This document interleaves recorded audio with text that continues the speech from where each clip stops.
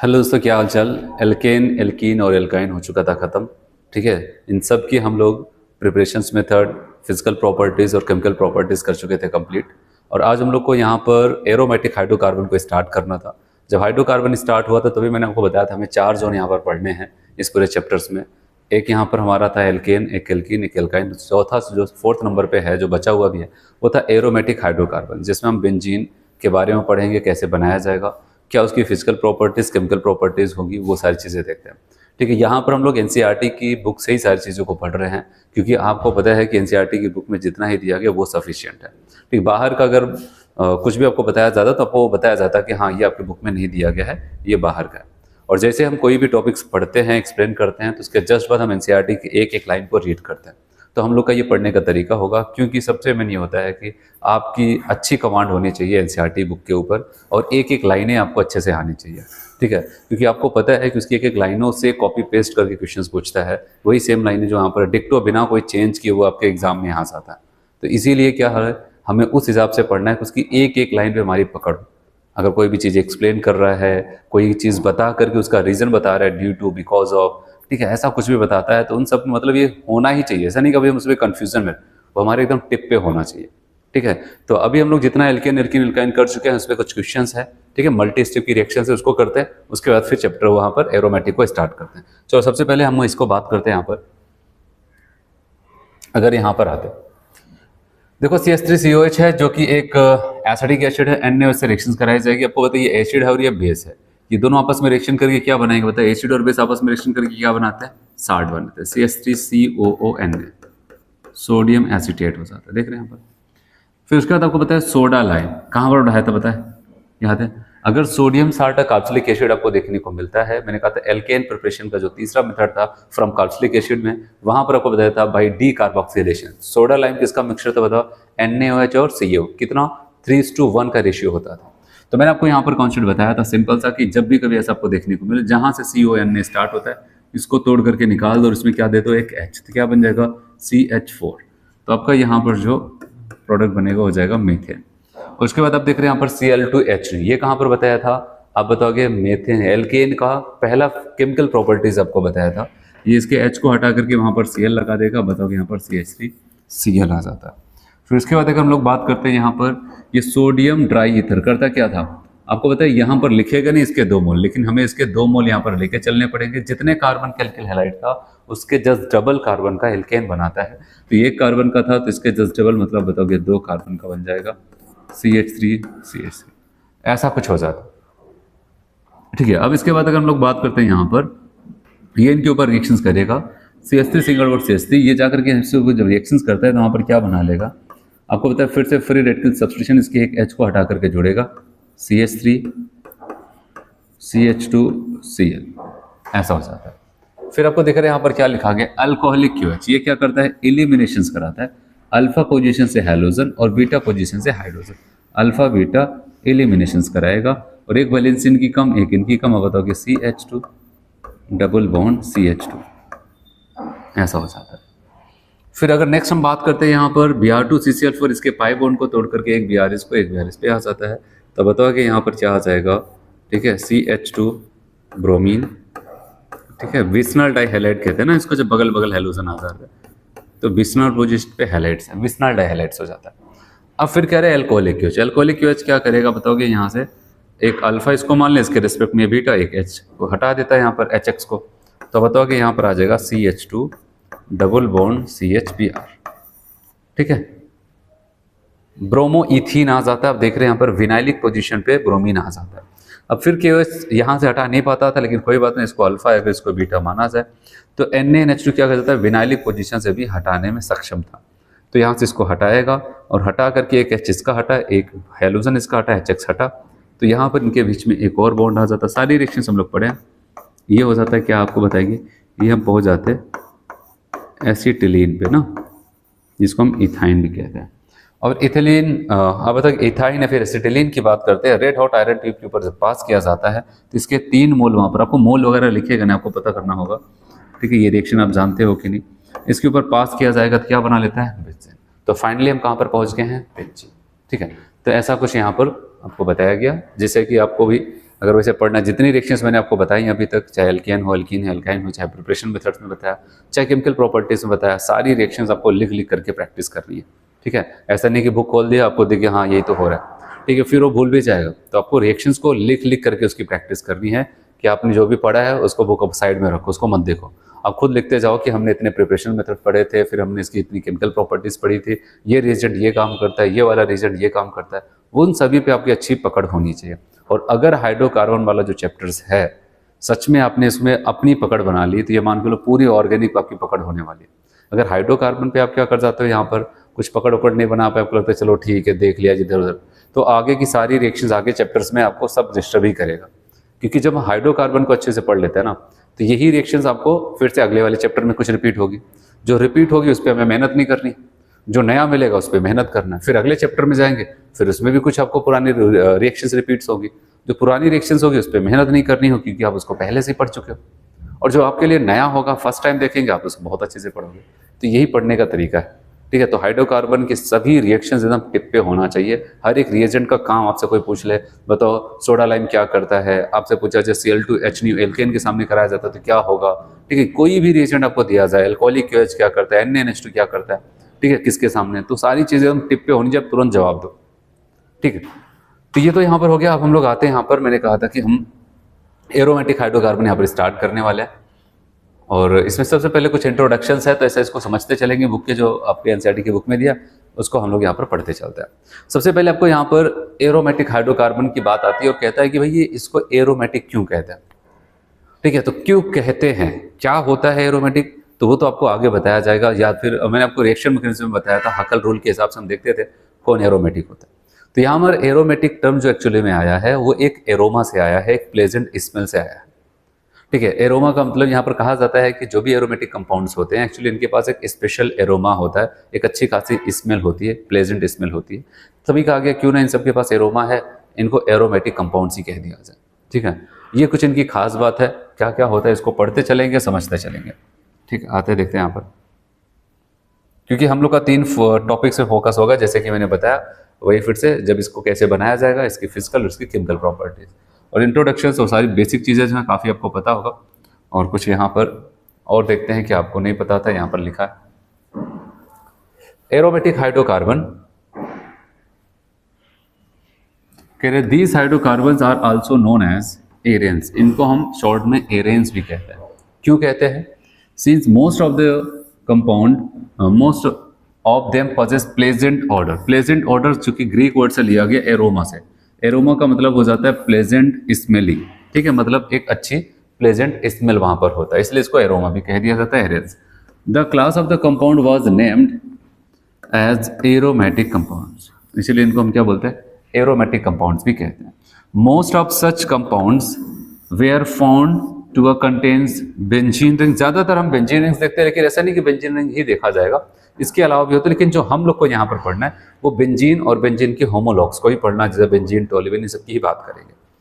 Benzene rings is highly unsaturated, but unsaturated का मतलब क्या हो जाता है, आपको पता है कार्बन कार्बन के बीच में मल्टीपल बॉन्ड्स पाया जाए, इसको अनसैचुरेटेड। बेंजीन रिंग अभी आपको पता ही होगा कि उसमें 3 डबल बॉन्ड्स पाए जाते हैं, मतलब अगर देखा जाए 3 डबल बॉन्ड्स मतलब ऐसे कह सकते हैं 3 पाई बॉन्ड्स पाए जा रहे हैं, और जितना ज्यादा पाई बॉन्ड्स पाया जाता है उतना कहते हैं इसको अनसैचुरेटेड। यहाँ पर 3 लेकर के बैठा है तो हाईली अनसैचुरेटेड होता है, ये ध्यान देना। लेकिन साथ ही साथ मैं आपको यहाँ पर बताऊं हाईली अनसैचुरेटेड है तो क्या होगा, देखते हैं यहाँ पर क्या लिखता है, in a majority of the reaction.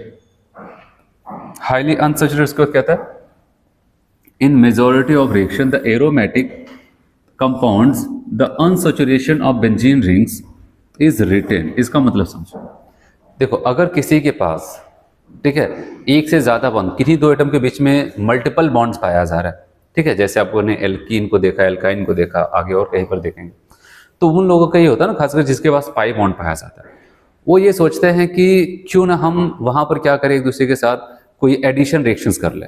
तो ज्यादातर एडिशन रिएक्शन को प्रेफर करते हैं, जैसे अभी एल्कीन और एल्काइन की अगर बात करो, हम लोग जो भी रिएक्शन देख रहे थे मैक्सिमम एडिशंस दे रहे थे, और एडिशन होने के बाद उनका पाई बॉन्ड्स खत्म हो जाता था। तो इसीलिए बेंजीन पे भी सबकी यही उम्मीद थी, भाई जब इतना हाईली अनसैचुरेटेड है तो इसको भी एडिशन ही पसंद होगा, ये भी चाहता होगा पाई बॉन्ड तोड़ करके वहां पर लोगों को जोड़ते जाए। लेकिन इसकी मैक्सिमम से मैक्सिमम रिएक्शंस में देखने को मिला, वो रिएक्शंस कर भी जाता है लेकिन अपने अनसैचुरेशन को, अपने तीनों पाई बॉन्ड्स को बचा के रख लेता है। तो सवाल यही था, इसी की वजह से इसके स्ट्रक्चर्स को सही से समझने में बड़ा समय लगा। भाई यही होता है कि अगर हम जानते हैं जिसके पास जितना ज़्यादा पाई बॉन्ड्स होगा वो उतना ज़्यादा जल्दी से रिएक्शंस करेगा, खासकर एडिशन रिएक्शंस करके अपने पाई बॉन्ड्स को खत्म कर देगा। लेकिन इनकी मैक्सिमम रिएक्शंस में ये देखने को मिलता है उनका पाई बॉन्ड टूटता ही नहीं, वो तो बचा ही रह जाता है, रिएक्शन हो भी जाती है और वो बचे रह जाते हैं। वही आपको कहता है कि compound the unsaturation of benzene rings is retained, retain मतलब बना रहता है वहां पर। फिर कहता है however there are examples of aromatic hydrocarbon which do not contains a benzene rings but instead contain their highly unsaturated rings। बहुत सारे ऐसे एग्जाम्पल्स भी आप जानते हैं, ठीक है, जो क्या हो जाते हैं, बेंजीन तो नहीं होता है लेकिन तब भी वो क्या हो जाते हैं, एरोमेटिक्स होते हैं, वो भी हाईली अनसैचुरेटेड होते हैं, ठीक है। जैसे पायरोल स्ट्रक्चर आप जानते हैं, वहाँ पर pyridines जानते हैं, ठीक है, सबके सब क्या हो जाते हैं, ठीक है तो एरोमेटिक लेकिन वहाँ पर बेंजीन रिंग नहीं है। बताया गया aromatic compounds containing benzene rings are known as benzenoids. हम लोग आईपीसी नोमेनक्लेचर वाला चैप्टर पढ़ रहे थे, तब मैंने आपको वहाँ पर बताया था कि एरोमेटिक कंपाउंड्स जो बेंजीन के साथ होते हैं उनको कहते हैं बेंजीनोइड्स, और जो एरोमेटिक कंपाउंड्स हो तो एरोमेटिक लेकिन उसमें बेंजीन रिंग उसको कहते हैं नॉन एरोमेटिक, सॉरी उसको कहते हैं नॉन बेंजेनोइड्स कहते हैं, नॉन एरोमेटिक इसको नॉन बेंजेनोइड्स कहते हैं। And those not containing a benzene rings उसको क्या बोलते हैं, नॉन बेंजीनोइड्स। मतलब एरोमेटिक को ही फर्दर क्लासीफाई किया गया था, तब वहां पर आपको बताया था ऐसे एरोमेटिक कंपाउंड जो बेंजीन रिंग के साथ होते हैं बेंजीनोइड्स, ऐसे एरोमेटिक कंपाउंड जो बेंजीन रिंग के अलावा होते हैं होते एरोमेटिक लेकिन बेंजीन रिंग नहीं होते उसको नॉन बेंजीनोइड्स कहते हैं। जैसे एग्जांपल्स की बात करते हैं, यहाँ पर हम लोग आते हैं कुल बेंजीनोइड्स की बात करते हैं, बेंजीन रिंग के साथ वाले कंपाउंड्स। पहली बात तो आपको बेंजीन ही बता देता है, ठीक है, आप देख रहे हैं यहाँ पर 3 पाई बॉन्ड्स पाए जा रहे हैं, ये बेंजीन है। फिर ये क्या हो जाता है, ये टोल्यूइन है, ठीक है, बेंजीन के ऊपर एक मिथाइल ग्रुप आ जाता है इसको टोल्यूइन, और 2 बेंजीन एक दूसरे से 2 कार्बन जैसे जुड़े हुए हैं यहाँ पर, इसको कहते हैं नेफ्थलीन। और यहाँ पर अगर क्या हो जाता है, एक कार्बन से यहाँ पर जुड़े हुए हैं, इसको कहते हैं डाइफिनाइल या फिर बाइफिनाइल कहा जाता है। नोमेनक्लेचर के लिए मैंने आईपीएससी नोमेनक्लेचर में आपको पूरा यहाँ पर डिटेल में बताया था कि बेंजीन वाले डेरिवेटिव्स कंपाउंड्स का नाम कैसे लिखते हैं, एक ग्रुप प्रेजेंट है, 2 प्रेजेंट है, यहाँ तक कि 3 4 प्रेजेंट है, तो हम उसको कैसे लिखेंगे, वहाँ पर किसको प्रायोरिटी दिया जाएगा, नंबरिंग कैसे करते हैं, वो सारी चीज़ें आपको बताई जा चुकी है, ठीक है। ऑर्थो बेटा पैरा भी आपको पता है, बस ऐसे जो कंपाउंड्स यहाँ पर बने हुए बस उसको ऐसे दिखाते चलता हूँ।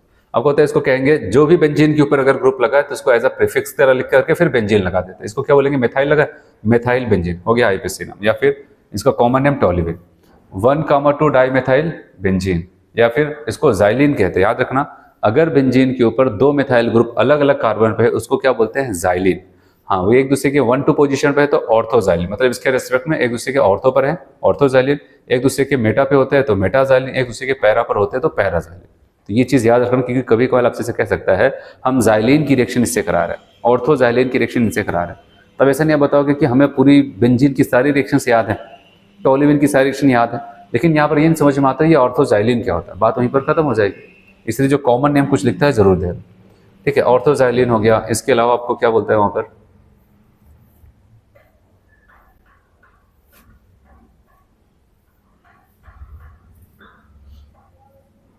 ठीक है, ये देखो यहाँ पर ये क्या हो जाता है 1,3, आप ऐसा कह सकते हैं डाइमेथाइल बेंजीन, या फिर इसका नाम चलता है मेटाजाइलिन, 1,4 ऐसे बोल सकते हैं आईपीसी में, नहीं तो पैराजाइलिन इसका कॉमन नेम होता है। चलिए अब स्ट्रक्चर ऑफ बेंजीन की बात करते हैं तो सबसे पहले यहाँ पर थोड़ा इंट्रोडक्शन लेके चलते हैं इनका।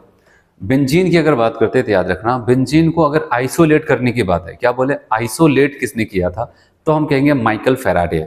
किसने किया था, माइकल फैराडे ने किया था, और वो भी लगभग 1825 में, किसमें 1825 में माइकल फैराडे ने पहली बार बेंजीन को आइसोलेट किया। आइसोलेट तो हो गया लेकिन उसका स्ट्रक्चर कैसे होगा क्या होगा ये नहीं पता चल रहा था, और ये लगभग 1865 के आसपास 1865 में आप बताओ यहाँ पर कैकुले ने इसके स्ट्रक्चर के बारे में बताया कि ये कैसा है क्या सारी चीज़ है। तो ये 2-3 पॉइंट्स मेन है जो आपको ध्यान देना। इसके अलावा जो लिखता है यहाँ पर मैं इसे पढ़ के सुना देता हूँ।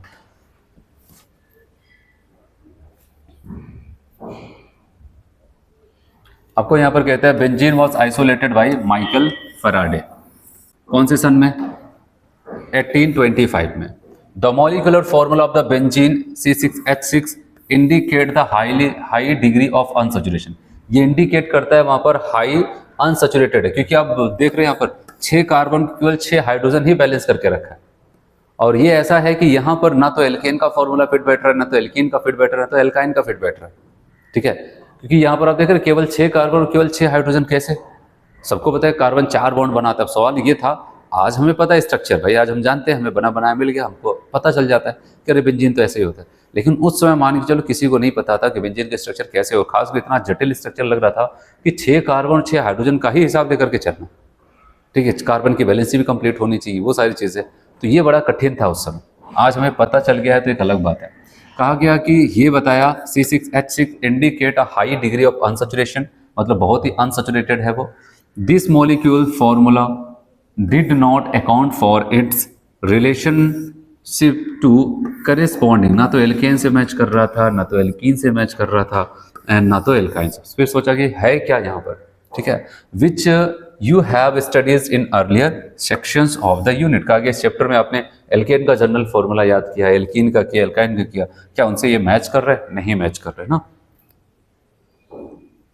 फिर कह रहे हैं कि what do you think about it's possible structure. कह रहे हैं कि आप सोच सकते हैं इसका पॉसिबल स्ट्रक्चर, आप तो सोच ही सकते हो क्योंकि आपको बना बनाया पता चला। लेकिन उस समय के लोगों के लिए बड़ा कठिन था क्योंकि उन्हें कोई बताने वाला थोड़ी नहीं था, उनको खुद बताना था। Due to its unique properties and unusual stability it took several years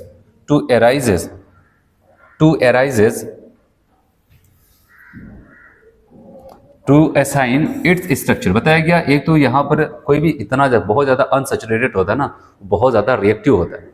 तो सब ये कहते थे जब ये इतना ज़्यादा अनसैचुरेटेड है तो रिएक्टिव ज़्यादा क्यों नहीं, तो काफ़ी ज़्यादा स्टेबल देखने को मिलता है। यही समस्या कर रहा था वहाँ पर, ठीक है। टू असाइन इस स्ट्रक्चर का गया benzene was found to be a stable molecules and found to form a triozonide. अब यहाँ से थोड़ा पकड़ में आया, कहा गया वहां पर ये पता चला उसमें ट्राइओजोनाइड्स बन रहा है। और मैंने कहा था ओजोनोलिसिस डबल बॉन्ड को डिटेक्ट करता है। अगर 3 ओजोनाइड्स बन रहे इतना मतलब साफ साफ है वहां पर कितने डबल बॉन्ड्स है बेंजीन में? 3 डबल बॉन्ड्स है, which indicate the presence of 3 double bonds. फिर बताया गया बेंजीन वॉज फर्दर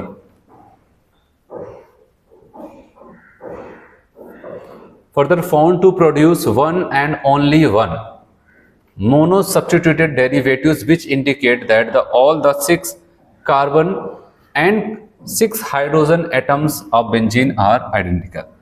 जैसे आपको पता है किसी का क्लोरीनेशंस करा दिया, इनके ऊपर अगर हम जैसे भी क्लोरीनेशंस कराते हैं, आपको पता है कहने के लिए तो 6 कार्बन है, तो ये देखा गया यहाँ पर जोड़ते थे तब भी वही सेम कंपाउंड बन रहा था, किसी और कार्बन पे जोड़ते थे तब भी वही आ रहा था। अगर एक क्लोरीन जोड़े थे, कह रहे थे केवल 1 मोनोक्लोरो डेरिवेटिव ही पॉसिबल था। 3 ओजोनाइड्स मतलब 3 डबल बॉन्ड्स कंफर्म पकड़ में आया। फिर कह रहे केवल एक ही क्लोरीनेशंस वहां पर पॉसिबल था, मोनोक्लोरीनेशंस। भले नाम के 6 हैं, यहां पर जोड़ा तब भी वही नाम आ रहा है, दूसरे पे जोड़ा तब भी, तीसरे पे जोड़ा तब भी, पहले कहीं पर भी जोड़ रहे 6 कार्बन सब वहां पर सेम आ रहा है। तब एक चीज तो ये क्लियर हो गया कि ये कुछ भी है इसमें सभी के सभी कार्बन हाइड्रोजन बॉन्ड आइडेंटिकल है, ठीक है।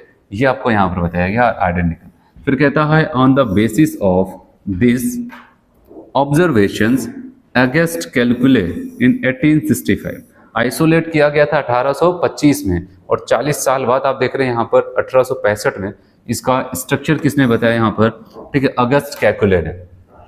The following structure of the benzene having cyclic arrangement of 6 carbon atoms with alternate single and double bonds and 1 hydrogen atoms attached to each carbon atoms। कह रहे हैं यहाँ पर इस बात का ध्यान रहे कि ये कह रहे हैं कि अगर आप यहाँ पर देखेंगे कि ये बता रहे हैं अगस्त कैलकुले कह रहे हैं कि 6 कार्बन एक दूसरे से एक रिंग में 6 मेंबर रिंग में जुड़े हुए हैं, और कह रहे हैं कि एक कार्बन दूसरे कार्बन से डबल बॉन्ड से फिर एक से सिंगल बॉन्ड से जुड़ा हुआ है, अल्टरनेट डबल सिंगल है, और प्रत्येक कार्बन पे एक एक हाइड्रोजन पाया जा रहा है। तो ये वहां पर उन्होंने स्ट्रक्चर जो बनाया वो आपको ये बताया जा रहा है, ये रहा, ठीक है। ये और इसमें अगर हम बात आते हैं तो यहाँ पर दिख रहा है यहाँ पर कार्बन 1 2 3 4 5 6 हैं, double bond single bond double bond single bond double bond single bond, और यहाँ पर आप देख रहे हैं प्रत्येक कार्बन पे एक एक हाइड्रोजन लगा हुआ है ऐसे। और अगर हम बात करते हैं ये 6 कार्बन को हम ऐसे भी दिखा सकते हैं, इसको कहते हैं बॉन्ड लाइन स्ट्रक्चर। इसमें जितने भी आपको कॉर्नर ऐसे बन रहे हैं वो कार्बन को बता रहा है और हाइड्रोजन को दिखाया नहीं जाता है। कार्बन कितने बॉन्ड बनाते हैं? 4 बॉन्ड, 1 2 3। प्रत्येक कार्बन पे आप देखेंगे केवल 3 दिखेगा, एक जो नहीं दिख रहा है इसका मतलब वहां पर क्या है? हाइड्रोजन। देखते हैं और क्या बताते हैं। कहा गया था calculate structure indicate the possibilities of two isomeric 1,2 dibromobenzene. In one of the isomers, the bromine atom are attached to the doubly bonded carbon atoms, whereas one in the others they are attached to the singly bonded carbon atom. इसका मतलब समझिए, इस line का आप यहाँ से आपको ज़्यादा समझ में आएगा। देखो उनका मतलब क्या था, इसको समझो। आपको ये कह रहे हैं कि यहाँ पर वो कह रहे हैं दो आइसोमेरिक स्ट्रक्चर्स पाए जा रहे हैं, किसके? बेंजीन के। कैसे? वो देखो, कह रहे हैं कि इसमें जब देखा जा रहा है तो ऐसा देखा जा रहा है कि कभी कभी आपको ऐसा दिखेगा कि इसे मान लेते हैं डाइब्रोमो बेंजीन का केस है, ये और ये बेंजीन जिस कार्बन से जुड़े हो कितने बॉन्ड से बताओ? सिंगल बॉन्ड से। लेकिन अब यही स्ट्रक्चर अगले में देखते हैं कि यहाँ पर क्या हो जाता है, ये दोनों जिससे जुड़े हो क्या है? डबल बॉन्ड से। तो भाई कह रहे हैं कि आइसोमेरिक होता है क्योंकि जब यहाँ पर डाइब्रोमिनेशन उसका कराया गया, ठीक है, तो कभी हमें वहां पर दिखता था दोनों जिससे जुड़े होते थे ये दोनों, और वो आपस में सिंगल बॉन्ड से ही वो कार्बन जुड़ा हुआ है, ठीक है, और यहाँ पर देखने को मिला पतला डबल बॉन्डेड से हो जाता है। तो इसका मतलब उन्होंने कहा है कि और ये दोनों पाए जा रहे हैं, ये और ये दोनों पाए जा रहे हैं। इसका मतलब वहां पर उन्होंने बताया कि यहाँ पर ये रिजोनेंस तो अभी नहीं बोल रही है, कह रहे आइसोमेरिक स्ट्रक्चर होते हैं एक दूसरे के। आया समझ में? लेकिन समस्या सबकी यहाँ पर वही चल रहा था कि ये बहुत अच्छे से एक्सप्लेन नहीं कर पा रहे थे कि आखिर ऐसा क्या हो रहा है। लेकिन बाद में जब रिजोनेंस का कॉन्सेप्ट आया कि वो तीनों डबल बॉन्ड्स एक दूसरे के साथ वहां पर क्या है, कॉन्जुगेशंस में है, रिजोनेंस करते हैं, तभी इसके बाद एक्स्ट्रा स्टेबिलिटी आती है। तो बाद में इनके फॉर्मूले, इनके स्ट्रक्चर को वहां पर मतलब कि बहुत ज्यादा सपोर्ट मिलता है। अब आपको ये कहता है however benzene was found to form only one ortho di substituted products. This problem was overcome by Kekule by suggesting the concept of oscillating nature of double bonds in benzene. कह रहे हैं कि उनका ये था कि आपको ये समझा रहे हैं, ठीक है, अगर डाई सब्स्टिट्यूशन करते हैं तो यहाँ पर ऐसा क्यों आ जाता था? कभी वहां पर हम देखते थे 1,2 ही था, है तो वही था 1,2, लेकिन वहां पर डबल बॉन्ड की पोजीशन कैसे बदल रही थी। तो इसलिए उन्होंने अपनी बात को बताने के लिए कहा कि ये एक दूसरे के साथ इनका जो डबल बॉन्ड है ना अंदर, ऐसे ऑसिलेट कर रहा है, ऐसा धीरे धीरे से घूमता जा रहा है, ठीक है। कभी यहाँ पर डबल बॉन्ड था, देख रहा, पोजीशन डबल बॉन्ड की बदल गई। तो वो उन्होंने ये ऐसा बताया। और क्या था यहाँ पर देखते हैं हम लोग। कहा जरा even with this modification calculate structures of benzene fails to explain unusual stability. लेकिन इन सभी बातों से जो उन्होंने बताया कि ऑसिलेशन कर रहा है, ऐसा क्या हो रहा है, ऑसिलेशन कर रहा है, लेकिन उसकी वजह से ये नहीं एक्सप्लेन हो रहा था क्यों एक्स्ट्रा स्टेबिलिटी पाई जा रही है इसके पास। भाई 3 पाई बॉन्ड्स कोई लेके बैठा हो, उसके बाद भी जल्दी रिएक्शंस करने को तैयार ना हो, तो वही बताया कि ऐसा क्या हो जाता है। And preference to substitution reaction, और इसको करना चाहिए था एडिशन रिएक्शन, लेकिन बार बार देखते हैं तो सब्स्टिट्यूशन ही कर रहा है। कहा गया एडिशन करके देखो, लेकिन सब्स्टिट्यूशन पे सब्स्टिट्यूशन किया जा रहा है। ऐसा क्या था वो नहीं बता पा रहे थे। फिर देन एडिशन रिएक्शन की बजाय वो सब्स्टिट्यूशन पसंद करता था, which could later on be explain by reason. फिर बाद में ये जो चीजें थी इसको एक्सप्लेन किया गया किसकी वजह से? अब बताओगे, रिजोनेंस की हेल्प से उसको एक्सप्लेन किया गया, ठीक है। अब रिजोनेंस, स्टेबिलिटी, ये सारी चीजें हम पढ़ चुके हैं यहाँ पर, बस आप ऐसा देख लो।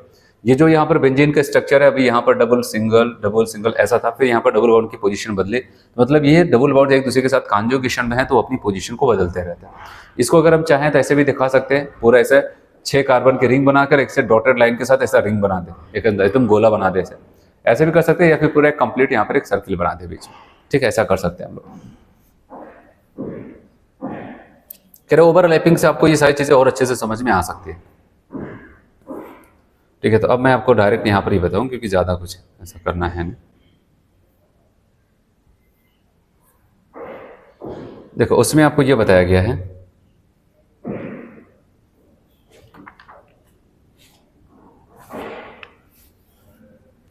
अगर देखें यहाँ पर आपको ये बताया जा रहा है कि जैसे ये हमारा कार्बन एटम बेंजीन है, एक दूसरा कार्बन, ये तीसरा कार्बन, ये चौथा कार्बन, ये पांचवा, ये 6 कार्बन, ये पी ऑर्बिटल्स है। यहाँ पर इनके बीच में सिग्मा बॉन्ड आपको कंप्लीट दिखाया गया, और जो पी ऑर्बिटल्स है ये क्या कर रहे हैं, एक दूसरे के साथ ओवरलैप करते हैं यहाँ पर, तब जाकर के वहाँ पर पाई बॉन्ड्स बनाते हैं, ठीक है, ऐसा होता है।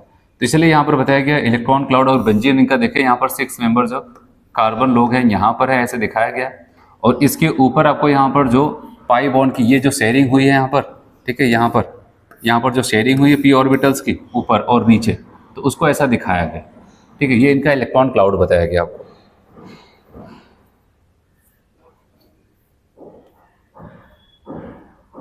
ठीक है, इसके बाद का जो टॉपिक है आप वहाँ पर पढ़ना हो तो पढ़ लेना, बहुत ज़्यादा कुछ नहीं। एरोमेटिसिटी के बारे में बताया गया, हकल रूल्स ये मैंने आपको पढ़ाया है वहाँ पर रिएक्शन मैकेनिज्म में सबसे लास्ट में, पर मैंने आपको बताया था। अब यहाँ पर मुझे और कुछ नहीं बताना। अब आते हैं हम लोग अपने टॉपिक पे, ठीक है। और टॉपिक हमारा है प्रिपरेशन ऑफ बेंजीन, ठीक है। सबसे मैंने यहीं पर था हमें पहुँचना। अब आते हैं यहाँ से आपका टॉपिक स्टार्ट होता है प्रिपरेशन ऑफ बेंजीन, ठीक है। तो देखते हैं यहाँ पर प्रिपरेशन ऑफ बेंजीन हम कैसे करते हैं।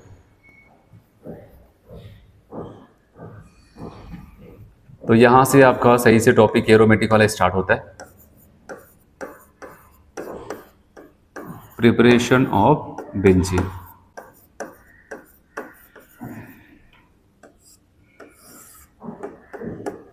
ठीक है, प्रिपरेशन ऑफ बेंजीन की अगर बात करते हैं तो यहां पर आपको क्या बताया गया है, मैं थोड़ा सा आपको पिछला बता दूं। अभी तक जितना हम लोग पढ़े हैं, हम कहां कहां बेंजीन बना पाए, आपको याद है? कहां कहां बेंजीन बनाए होंगे हम लोग? अगर आपको याद हो तो मैं आपको ये बताऊं कि हम लोग कहाँ कहाँ बनाए थे। पहली बार आपको बनाया था जब नॉर्मल हेक्सेन था, एल्केन में एरोमेटाइजेशन रिएक्शंस कराई थी, ठीक है। क्रोमियम का, वेनेडियम का, मोलिब्डेनम का oxygen oxide in presence of alumina के साथ जब हम 773 10 to 20 ATM प्रेशर पे हीट करते थे, तब जाकर के आप बताओगे वहाँ पर नॉर्मल हेक्सेन से बन जाता था बेंजीन। मैंने कहा था अगर नॉर्मल हेप्टेन यूज़ करते तो क्या बन जाता वहाँ पर, टोल्यूएन। ये तो पहला है, ठीक है। तो आप बता सकते हो यहाँ पर ऐसे है, यहाँ पर लिखता नहीं लेकिन मैं आपको यहाँ पर पुरानी चीज़ों भी लिख दूँ, एरोमेटाइजेशन ऑफ नॉर्मल हेक्सेन, इससे भी हम बना सकते थे, ठीक है। तो यहाँ पर अगर मैं ऐसे लिख देता हूँ, क्योंकि सारी चीज़ें हम पढ़ चुके हैं, इसको हम पास करते थे। मैंने कहा था अगर हम लोग L2O3 एल्यूमिना को ले किसके साथ बताया, यहाँ पर क्रोमियम का ऑक्साइड ले लिया जाए, या फिर मैंने कहा इसके साथ आपका क्रोमियम का ऑक्साइड चल जाए, या तो वेनेडियम का ऑक्साइड उठा लो, ठीक है। या फिर हम क्या कर सकते थे यहाँ पर मोलिब्डेनम का ऑक्साइड MO2O3, कोई भी आप उठा सकते हो इसके साथ, कोई भी एक सेटअप उठा सकते हो। और मैंने कहा था 773 केल्विन टेम्परेचर और 10 to 20 एटमॉस्फेरिक प्रेशर, ऐसे था।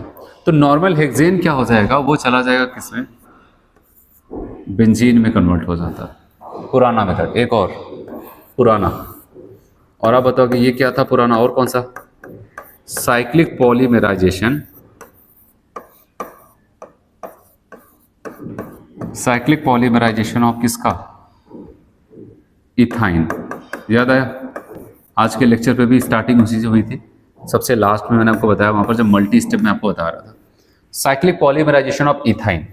अगर इथाइन के साइक्लिक पॉलीमराइजेशन की बात करते हैं तो आप बताओगे, मैंने कहा था कि यहाँ पर 3 मोल CH ट्रिपल बॉन्ड CH लेकर के चलते थे, और इसकी वेपर को हम पास करते थे, ये गैस को हम रेड हॉट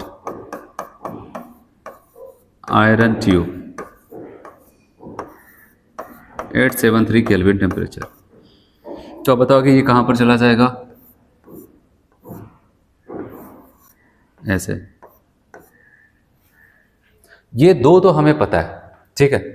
अब इसके अलावा अगर तीसरे की बात करते हैं, यहां पर कहता है बाय द डीकार्बोक्सिलेशन ऑफ, आप कह सकते हैं यहां पर बेंजोइक एसिड या फिर sodium salt of benzoic acid.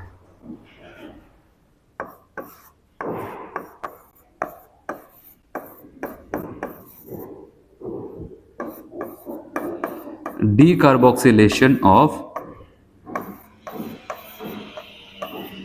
Sodium salt of benzoic acid, या फिर जिसको सोडियम बेंजोएट भी कह सकते हैं, sodium salt of benzoic acid. Decarboxylation of sodium salt of benzoic acid. और ये क्या होगा, ये थोड़ा सा नया होगा, थोड़ा सा पुराना होगा, ठीक है। पहली बार तो आप बेंजीन बनाते हुए यहाँ पर देखेंगे, लेकिन कॉन्सेप्ट तो पुराना ही होगा। ये रहा sodium salt of benzoic acid, और क्या है, डीकार्बोक्सिलेशन। अगर आपको याद हो एल्केन प्रिपरेशन का जो तीसरा मेथड था, ठीक है, जहां पर एल्केन बना रहे तो मैंने कहा था कार्बोक्सिलिक एसिड, उसमें भी दो था, एक डीकार्बोक्सिलिक था, कोल्बे इलेक्ट्रोलिसिस। तो डीकार्बोक्सिलेशन की बात हो रही है, तो बताओगे यहाँ पर हमें डीकार्बोक्सिलेशन कौन करेगा, NaOH प्लस Ca, क्या बोलते हैं इसको, सोडा लाइम, ठीक है। इसके साथ जब हीट करते थे, मैंने आपको एक कॉन्सेप्ट बताया था कि जहाँ से COONaH के स्टार्ट होगा, इसको हटाना, बदले में इसको एक H दे देना। जब आप H दे देंगे तो यहाँ पर क्या हो जाएगा आपको पता है, यहाँ पर ऐसे बेंजीन बन के तैयार हो जाता है। और साथ ही साथ अगर हम बात करते हैं यहाँ पर Na2CO3 सोडियम कार्बोनेट, ठीक है, क्योंकि यहाँ पर कार्बन डाइऑक्साइड जो निकलेगा इससे रिएक्शन करके सोडियम कार्बोनेट बना लेता है। चलो ये तो 3 हो गया। फोर्थ अगर हम बात करते हैं यहाँ पर फोर्थ नंबर की, चौथे नंबर का अगर हम लोग यहाँ पर बात करते हैं तो वो क्या हो जाएगा आपको पता है यहाँ पर, by the reduction of phenol, by the reduction of phenol. अगर फिनॉल का हम रिडक्शन करते हैं तो जब फिनॉल का रिडक्शन करेंगे तो फिनॉल का रिडक्शन अगर बात करते हैं तो फिनॉल रहा ये, आप देख रहे हैं यहाँ पर आ जाता है OH का। आगे कौन कर सकता है इसका रिडक्शन? सबके बस की बात नहीं है। किसके बस की बात है? जिंक की। जिंक डस्ट यूज करते हैं, जिंक पाउडर यूज करते हैं। तो जिंक क्या करेगा, यहाँ पर जाकर के इस ऑक्सीजन को लेकर के निकल जाएगा और यहाँ पर बन जाएगा क्या, बेंजीन। मैकेनिज्म में नहीं जाना, जैसे बता रहा हूँ ऐसे करना, ठीक है। यहाँ ऑक्सीजन लेकर के निकल जाएगा, ZNO बना लेगा और बन जाएगा आपका बेंजीन, ठीक है। तो ये चीजें यहाँ पर चलती है। तो अब जिंक के यहाँ पर आपको मिला कर देखा जाए अभी तक हम जिंक कहाँ कहाँ पा चुके हैं आपको पता है। जब एल्केन में हेलो एल्केन का हम लोग क्या करते थे, रिडक्शंस, तो वहां पर क्या हो जाता था, मैंने कहा जिंक HCl यूज करते थे, याद आया। फिर उसके बाद मैंने कहा था कि जब एल्किल हैलाइड से विस्नल डाइहैलाइड क्या यूज करते थे, विस्नल डाइहैलाइड। जब विस्नल डाइहैलाइड से हम क्या करते थे, एल्कीन बनाते थे, तब भी वहां पर हम क्या करते थे, जिंक यूज करते थे, याद आया, विस्नल डाइहैलाइड। तो जिंक यूज करते। फिर एक मैंने और आपको ऐड कराया था, अगर क्या होता था टेट्रा हेलो एल्केन है और टेट्रा हेलो एल्केन्स है और वहां पर हम क्या करते हैं, ठीक है, जिंक का यूज करते थे 2 मोल, तो वहां पर एल्काइन बन जाता था। और उसके बाद एक बार आप यहाँ पर फिर से देख रहे हैं। तो मतलब आप कोई भी ऐसा रिएजेंट अगर आप पाते हैं तो कोशिश ये करें कि आप उसको अगर एक बार सुने हैं कहीं पर ऐसा, कहीं पर उसका, तो तुरंत उसके बाद एक बार फिर से आपको जैसे लगता है इसको तो मैंने कहीं और देखा था, तो कहीं और देखा था किसी रिएक्शंस में, उसको तुरंत के तुरंत वहाँ पर लिखो। अगर आप ऐसा करना आप सीख जाते हो तो उसके बाद तो फिर बहुत ज़्यादा कुछ है नहीं यहाँ पर, ठीक है, बहुत आसान हो जाएगा आपके लिए। और ये इसके सारे प्रिपरेशन स्टार्ट थे यहाँ पर। अब इसको रीड करते हैं हम लोग यहाँ पर। चलो यहाँ से बात करते हैं प्रिपरेशन ऑफ बेंजीन।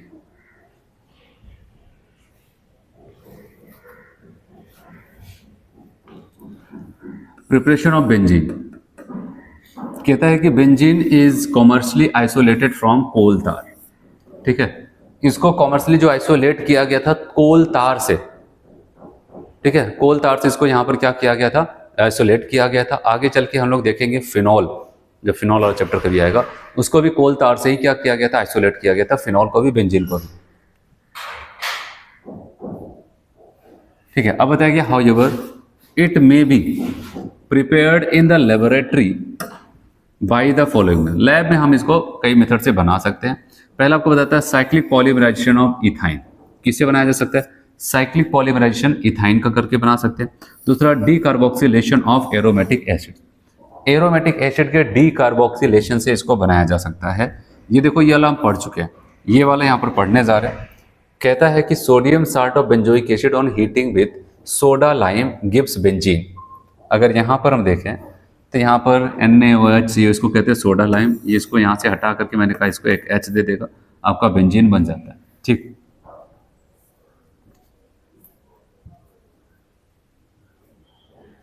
चलो यहाँ पर नेक्स्ट देखते हैं रिडक्शन ऑफ फिनॉल। अगर फिनॉल के रिडक्शन की बात आती है तो क्या होगा, reduction of phenols, phenol is reduced to benzene by passing its vapour over heated zinc dust. Phenol को हम कहां पर पास करते हैं, ठीक है, अब जिंक डस्ट के ऊपर पास करते हैं, तो उसके बाद ये जाकर के यहाँ से ऑक्सीजन को निकाल लेगा, जाएगा ऑक्सीजन को निकाल लेता है, और आप बताओ कि ZNO बन गया और यहाँ पर क्या बचा रह जाएगा, बेंजीन। तो ये इनके बारे में आपको बताया कि इनके प्रिपरेशन मेथड्स के बारे में। चलो अब इसकी प्रॉपर्टीज में बहुत ज़्यादा कुछ नहीं बताता है, फिजिकल प्रॉपर्टीज में बस आपको ये बताता है कि नॉन पोलर है, पानी में घोलोगे तो क्या घुलेगा, नहीं घुलेगा, सबको बताया पानी में नहीं घुलता है। ऑर्गेनिक सॉल्वेंट की अगर बात करते हैं तो उसमें घुल जाता था, ठीक है। और इनके बात कहता है कि इनके पास प्लेजेंट स्मेल होता है, ठीक है, अच्छा खासा एरोमा पाया जाता है। और साथ ही साथ आपको कहता है कि इनका यूज़ हम लोग क्या करते हैं, ये इंसेक्टिसाइड की तरह भी यूज़ किए जाते हैं, और साथ ही साथ मॉथ रिपेलिंग प्रॉपर्टीज़, ठीक है, तरह इसका यूज़ करते हैं। और कहा जाता है कि अगर आप नेफ्थलीन बॉल आपने देखा होगा, ठीक है, जो टॉयलेट्स वगैरह में यूज़ किए जाते हैं, वाइट वाइट बॉल की तरह होता है, एक्चुअली में क्या हो जाता है, वो एरोमेटिक कंपाउंड्स ही होता है, नेफ्थलीन बॉल्स होते हैं वहाँ पर, ठीक है। फिर उसके बाद कहते हैं अगर आप इसको कभी जलाओगे तो बहुत ही ज़्यादा धुएं जैसी फ्लेम के साथ ये जलता है, बहुत ज़्यादा, ठीक है, वहाँ पर धुआं निकालता है और जलता रहता है। तो चलो अब देखते हैं यहाँ पर फिजिकल प्रॉपर्टीज़ पे ऐसा रीड करते हैं, ज़्यादा कुछ है नहीं इसलिए यहाँ पर physical properties. Aromatic hydrocarbons are non polar, पहली बात तो आपको पता होना चाहिए। फिर मॉलिक्यूल्स एंड यूजुअली कलरलेस और सॉलिड विथ कैरेक्टरिस्टिक्स एरोमा, ज़्यादातर ये कलरलेस मतलब वाइट ही होंगे या तो कलरलेस जिसको बोले वहाँ पर। और साथ ही साथ आपको यहाँ पर ये कहता है कि कैरेक्टरिस्टिक्स एरोमा होती, जैसे यू आर, आपको एग्जांपल्स बता रहा है, you are also familiar with naphthalene ball, क्या नेफ्थलीन बॉल आपने देखा होगा, which are used in toilets and for preservation of clothes because of unique smell of the compounds and साथ साथ दूसरा क्या नेचर है, मॉथ रिपेलिंग प्रॉपर्टी, जो कीड़े मकोड़े होते हैं छोटे मोटे उनको भी दूर भगाता है। इसलिए क्या करते हैं, पहले के टाइम पे लोग क्या करते थे, जो कपड़ों को वहाँ पर रखते थे इस्त्री करके एकदम अपने वहाँ पर जगह पर जहाँ पर उसको लंबे टाइम तक स्टोर करने के लिए, ठीक है, तो वो क्या करते थे वहाँ पर नेफ्थलीन बॉल वगैरह वहाँ पर रख देते थे, जिससे क्या हो जाता था वहाँ पर कोई भी कीड़ा मकोड़ा भी नहीं जाएगा और साथ ही साथ वहाँ पर क्या हो जाता है उसमें एक अच्छी खासी स्मेल भी बनी रहती है। ये बताया गया। फिर बताया गया aromatic hydrocarbons are immiscible with water, ये पानी में घोला जाए तो नहीं घुलता था, but are readily miscible with organic solvents, और अगर ऑर्गेनिक सॉल्वेंट वगैरह में जैसे Br2CCl4 हो जाए, कार्बन टेट्राक्लोराइड हो जाए, ईथर हो जाए, इन सब में क्या हो जाता है, सॉल्वेंट हो जाएगा। They burns with sooty flame, sooty flame मतलब धुएं जैसी फ्लेम के साथ वो काफी तेज चलते हैं वहां पर। अब इनकी केमिकल प्रॉपर्टीज की बात आएगी और केमिकल प्रॉपर्टीज ही इनकी सबसे इंपॉर्टेंट है। और यहां पर अगर आपको इनकी केमिकल प्रॉपर्टीज समझ में आती है, जैसे मैं आपको बताऊंगा, एक बार समझ में आ गया तो उसके बाद हर एक चैप्टर में यहां से लेकर के पूरा अमीन तक, ठीक है, बायोमोलिक्यूल्स का छोड़ दो, इसके अलावा हर जगह लास्ट में आपको जो भी कंपाउंड्स हम पढ़ेंगे उसका एरोमेटिक कंपाउंड्स पढ़ेंगे, बेंजीन रिंग के साथ जो उसका कंपाउंड्स होगा, ठीक है, तो वहां पर आपको ये सारी रिएक्शंस फिर से बताए जाएंगे। तो इसीलिए अगर एक जगह आपको अच्छे से समझ में आ जाता है तो उसके बाद वहां पर सारी चीजें आपको वहां पर देखते आप टिक करोगे, अच्छा इसका ये होगा, इसका ये होगा, ऐसे होगा, ठीक है, तो इसीलिए इसको हम लोग बहुत अच्छे से समझेंगे। हाँ, अगर केमिकल प्रॉपर्टीज की बात करते हैं तो इसमें 2-3 केमिकल प्रॉपर्टीज है, लेकिन सबसे मेन इनको पसंद क्या है पता है, इनको केवल इलेक्ट्रोफिलिक सब्स्टिट्यूशन सबसे ज्यादा पसंद है। लेकिन इसके अलावा कहते हैं अगर आप स्पेशल कंडीशंस देंगे तो एडिशंस और ऑक्सीडेशंस भी आपको देखने को मिल जाएगा, लेकिन वो स्पेशल कंडीशंस पे। और अच्छे से अगर देखा जाए जो इनको सच में पसंद है वो है इनकी इलेक्ट्रोफिलिक सब्स्टिट्यूशंस। तो पहले यहाँ पर इतना पढ़ते हैं, फिर मैं आपको एक्सप्लेन करूंगा, फिर यहाँ पर एक एक करके रिएक्शंस देखेंगे। केमिकल प्रॉपर्टीज में आपको बताइएगा arenes are characterized by electrophilic substitution reactions, ये इसी की वजह से ही जाने जाते हैं। फिर कहता है यहां तक कि however under special conditions they can also undergo additions and oxidation reactions, और स्पेशल कंडीशंस पे ये ऑक्सीडेशन और क्या कर सकते हैं, एडिशंस भी दे सकते हैं। एडिशन मतलब जिसको हम कहेंगे कंबर्शन वगैरह होगा, तो वो भी दे सकते हैं। तो इलेक्ट्रोफिलिक सब्स्टिट्यूशंस में यहाँ पर इनके कई इलेक्ट्रोफिलिक सब्स्टिट्यूशंस होंगे, क्या क्या होगा वो मैं आपको एक्सप्लेन करता हूँ, फिर आकर के रीड कराता हूँ, ठीक है। इलेक्ट्रोफिलिक सब्स्टिट्यूशंस पे याद रखना, यहाँ पर हमें नाइट्रेशन इनका मिलेगा। और इलेक्ट्रोफिलिक सब्स्टिट्यूशन कैसे होगा आपको पता है, बेंजीन रिंग का हाइड्रोजन हटेगा, उसकी जहां पर कोई ग्रुप आकर के बैठेगा। और इलेक्ट्रोफिलिक सब्स्टिट्यूशन का मतलब यह कि कौन हटाएगा बेंजीन रिंग के हाइड्रोजन को, बताओगे इलेक्ट्रोफाइल। ये सब्स्टिट्यूशन कौन करा रहा है, इलेक्ट्रोफाइल। इलेक्ट्रोफाइल को पहचानते हो क्या, बताओगे हाँ वही जो इलेक्ट्रॉन डिफिशिएंट होते हैं, जो इलेक्ट्रॉन की कमी से जूझते रहते हैं और जहां पर उनको इलेक्ट्रॉन ज्यादा दिखाई देता है, इलेक्ट्रॉन रिच सेंटर दिखाई देता है, वहीं पर जाकर के अटैक करते हैं, उन्हीं की बात हो रही है। तो ये जो सब्स्टिट्यूशन होता है, मैंने कहा था सब्स्टिट्यूशन का मतलब सिंपल से ये होता है, कोई आएगा किसी को हटाएगा और उसी के जहां पर खुद बैठ जाएगा, ठीक है, इसको कहते हैं सब्स्टिट्यूशन। अगर वो आने वाला इलेक्ट्रोफाइल है तो हम कहेंगे इसको कहेंगे इलेक्ट्रोफिलिक सब्स्टिट्यूशन, मतलब ये सब्स्टिट्यूशन किसके द्वारा कराया गया, इलेक्ट्रोफाइल के द्वारा। अगर वो निक्लोफाइल होता तो कहते हैं इसको निक्लोफिलिक सब्स्टिट्यूशंस। आया समझ में, तो ये चीजें चलती हैं। तो यहाँ पर एक एक करके मैं आपको बताऊंगा, यहाँ से आपको सच में बहुत अच्छे से समझना पड़ेगा इसको, ठीक। उनको मैं मैकेनिज्म भी बताऊंगा क्या होता है, कैसे हुआ है, वो सारी चीजें। तो अब हम सबसे पहले बात करने वाले नंबर 1, पहले तो हम इलेक्ट्रोफिलिक सब्स्टिट्यूशन की बात करेंगे।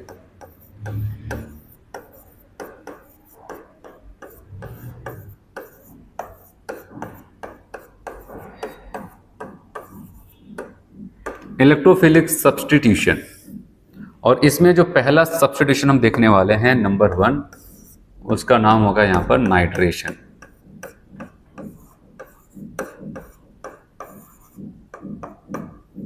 ठीक है, नाइट्रेशन होगा। अगर मैं आपको ये मेन रिएक्शंस एक बार लिख के दिखा दूँ, फिर उसके बाद इसको एक्सप्लेन करेंगे आखिर ऐसे क्यों हुआ, क्या हुआ। ये होगा हमारे पास बेंजीन, आया समझ में। और यहाँ पर एरो पर जो लिखा होगा वो एक नाइट्रेटिंग सोल्यूशन होगा, NH2SO4 और प्लस HNO3, दोनों कंसंट्रेट हैं, ठीक है। और इनकी मौजूदगी में हम देखते हैं बेंजीन रिंग के ऊपर कोई NO2 नाम का ग्रुप आकर के बैठ जाता है। हमारे लिए तो बाद में आगे चल के बस इतना ही होगा कि ये इसको देख करके आप पहचान जाएंगे, यहाँ से NO2 प्लस निकलेगा, बेंजीन रिंग के ऊपर जाकर के बैठ जाएगा। लेकिन कैसे निकला, कैसे बैठा, कैसे ये जुड़ा, ठीक है, क्या हुआ, वो सारी चीज़ें यहाँ पर समझना पड़ेगा हमें। तो नाइट्रेशन के लिए तो सिंपल सी चीज़ें यही है, लेकिन नाइट्रेशन कैसे हुआ अगर उसको मैं आपको दिखाऊं तो यहाँ पर आप ध्यान दो।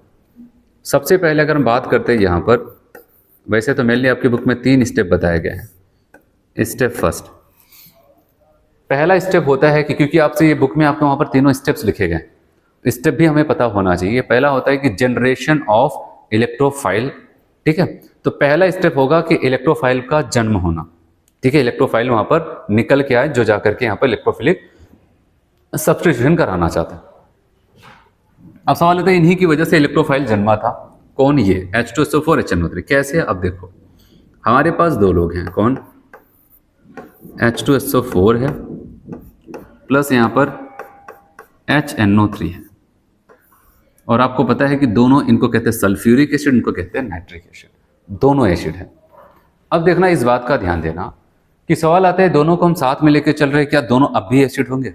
देखो ये कॉम्बिनेशन ऑफ 2 एसिड्स है, ये भी एसिड ये भी एसिड। लेकिन अगर अब यहाँ पर बात करते हैं, यहाँ पर क्या हो जाएगा, अब जो इन दोनों में से स्ट्रॉन्ग एसिड होगा वो एसिड की ही तरह काम करेगा, जो थोड़ा सा भी वीक होंगे वहाँ पर वो बेस की तरह काम करेंगे। नो डाउट ये दोनों क्या हैं, स्ट्रॉन्ग एसिड ही हैं, लेकिन इनका और इनका आपस में जो कंपेरिजन किया जाए, मतलब दोनों बड़ी हस्ती हैं, एसिड में दोनों बड़ी हस्ती हैं, लेकिन इन दोनों हस्ती में से ये थोड़ा सा बड़े हैं, ठीक है।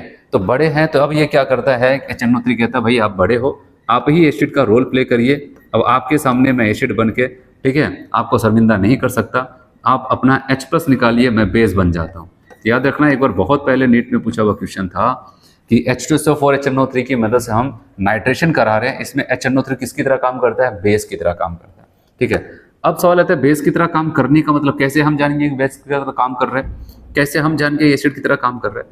देखो जो एसिड होते हैं ना, उनका कर्तव्य होता है, क्या कर्तव्य होता है, H+ को निकालना, और जो बेस होते हैं ना उनका होता है H+ को एक्सेप्ट करना। ये बुजुर्ग थे, बड़े थे, स्ट्रॉन्ग एसिड थे इनसे तुलना में, इनसे थोड़ा सा ज़्यादा थे। तो अब इन्हीं बेस ने कहा, इसने कहा, HNO3 कहा कि आप ही ये काम करिए, H+ निकालिए, हम एक्सेप्ट करते हैं, ठीक है। तो कैसे एक्सेप्ट करेगा वो देखना, याद रखना। ये जब अपना H+ निकालेगा, H+ निकालने के बाद ये कैसे दिखेंगे आपको, HSO4- प्लस। अब देखना HNO3 को मैं ऐसे बना रहा हूँ, अगर आप HNO3 को जानते हो, ऐसे ऊपर एक बार दिखाता हूँ फिर वहाँ पर लेके आता हूँ। HNO3 को अगर इसका स्ट्रक्चर बनाया तो ऐसा हो जाता है HON, उसके बाद डबल बॉन्ड हो और एक कोऑर्डिनेशन बॉन्ड से हो, HNO3 ऐसे हो जाता है। तो अब यहाँ पर क्या होगा, ध्यान से समझना। अब मैं यहाँ पर ऐसे लिख रहा हूँ H, फिर ये वाला ऑक्सीजन जिसके पास आप देख रहे हैं 2 लोन पेयर होगा, जा करके नाइट्रोजन से जुड़ा है, फिर आप ऐसा कह सकते हैं डबल बॉन्ड ऑक्सीजन, क्योंकि इसके 3 बॉन्ड बनाने थे, कोवेलेंट बना लिया, और एक क्या बना लेगा यहाँ पर, कोऑर्डिनेट, ऐसे। अब देखना क्या होगा, जो H+ यहाँ पर H2SO4 ने निकाला है, उस H+ को कौन पकड़ेगा, HNO3। और कैसे पकड़ेगा यहाँ पर ध्यान से समझना, ये मैं आपको कई बार बताया हूँ, यहाँ पर आपको फिर से समझना है। ये H+ बन के आया था, क्या बन के आया था भाई, H+ आया था, H+ बन के। और ये ऑक्सीजन को लगा मेरी ऑक्टेट तो कंप्लीट है बेचारे, इसके पास एक भी इलेक्ट्रॉन नहीं है, क्या करते हैं, इसको हम कोऑर्डिनेट कर देते हैं। क्या कर देते हैं, कोऑर्डिनेट कर दिया। कोऑर्डिनेट करते ही याद रखें, जो कोऑर्डिनेट बॉन्ड को एक्सेप्ट करता है उनके ऊपर कौन सा चार्ज आ जाता है, अब बताओ, उनके ऊपर नेगेटिव, और जिसने डोनेट किया उसके ऊपर क्या जाता है, पॉजिटिव। इस बात का ध्यान देना, क्योंकि अब यहीं से हमारा इलेक्ट्रोफाइल जन्म लेने वाला। क्या हो जाएगा एक बार फिर से बताओ, ये H+ को एक्सेप्ट किया तो ये OH वाला जो H है यही पकड़ रहा है, इसको पकड़ते इनको माइनस दिया, और आपको दिख रहा है इनके ऊपर प्लस था पहले से, माइनस प्लस माइनस तो हो गए न्यूट्रल, लेकिन इनके ऊपर क्या आ जाता है, प्लस चार्ज। अब ये फिर टेंशन में आ गए, बताओ भलाई करने के चक्कर में गए कि उसको हम इलेक्ट्रॉन दे दे, ठीक है, हमारे ऊपर चार्ज आ जाता है, पॉजिटिव चार्ज। अब चाहता है कि यार अब क्या करे, कोई चार्ज रखना नहीं चाहता, ठीक है, अब इस चार्ज को खत्म करना चाहता है। अब इस चार्ज को खत्म करने के लिए याद रखना, वो क्या करेगा यहाँ पर, इसको खत्म करने के लिए अब इसको कोई ना कोई एक बॉन्ड तोड़ करके अपने ऊपर माइनस चार्ज लाना।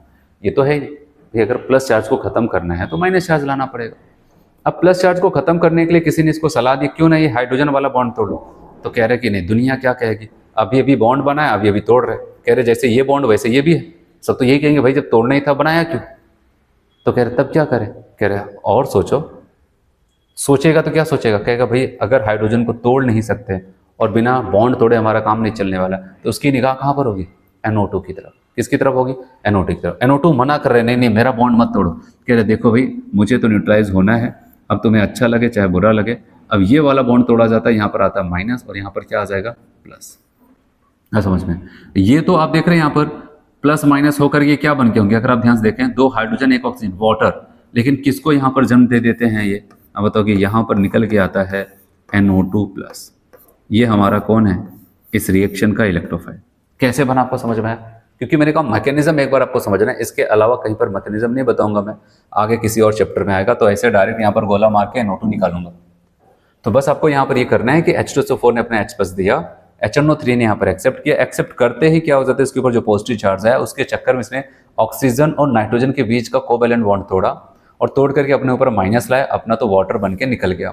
और यहाँ पर क्या बचा रह गया, N, 2 ऑक्सीजन, NO2 और एक प्लस चार्ज NO2 प्लस। आया समझ में इतना। तो इलेक्ट्रोफाइल का जन्म हो चुका है। अब आते हैं स्टेप 2 पे।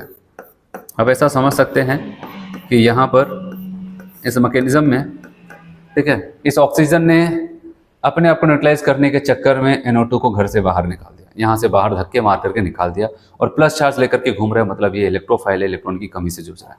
अब बेचारा यहाँ से निकल चुका है, अब वो क्या कर रहे हैं, आपको पता है जिसके पास इलेक्ट्रॉन की कमी हो किसको ढूंढ रहा होगा, इलेक्ट्रॉन रिच सेंटर को ढूंढ रहा है कि काश मुझे कोई इलेक्ट्रॉन वाला सेंटर मिल जाता, मुझे तो वहाँ से धक्के मार करके भगा दिया गया है कि नहीं, क्या धक्के मार करके इसको वहाँ से भगा दिया गया।